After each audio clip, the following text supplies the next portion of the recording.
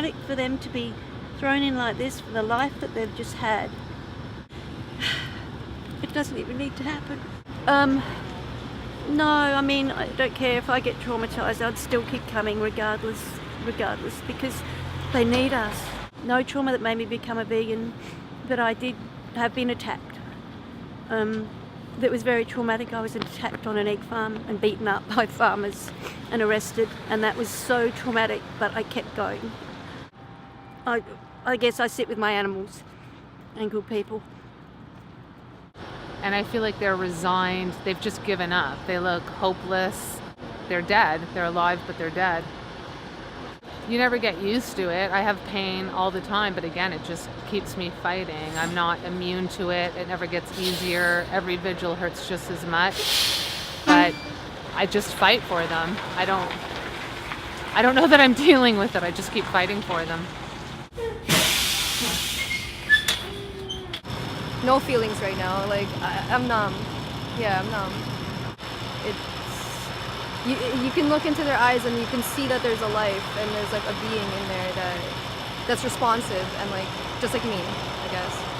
The entire school bus was chanting something very nasty about me, to the point where this principal of the school had to start riding the bus.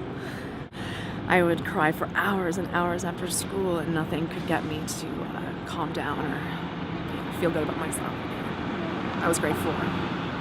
You know, people didn't stick up for me, and because they didn't want to be that person that's going up against everyone else.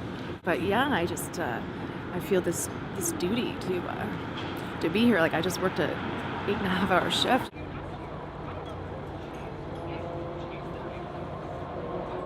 Yeah, I just had a stepfather who was very physically abusive, and I always knew that was wrong, and I always loved animals, and I'd go to my pets for comfort. So yeah, you need to speak up for them because they don't have a voice, and when I was a kid I didn't have a voice either. I used to go hunting. Again, it was just something that was part of the culture. Like, you just go hunting, you kill an animal. There's nothing big deal about it. They didn't deserve that.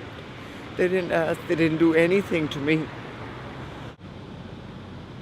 Injustice, I guess. It's like there's no need for an animal to suffer this way. And I'm baffled as to how society and how people I talk and chat with don't get it and aren't kind of screaming from the rooftops, or you've got hell all around you, to be honest. I was in a rabbit meat farm just a few days ago, and I live streamed, a little baby rabbit, tiny little baby rabbit nuzzling its dead mother, trying to. So I think when you're seeing that kind of depravity, I don't know, maybe it kind of empties you out a bit.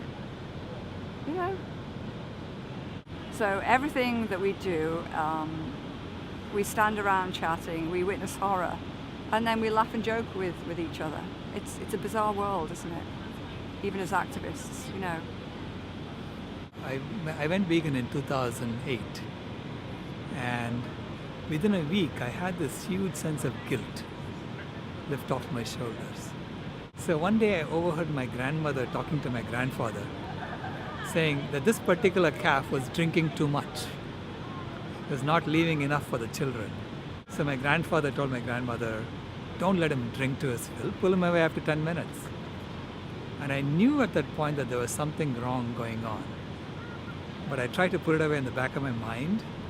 But then every time I drank milk, I had that guilt.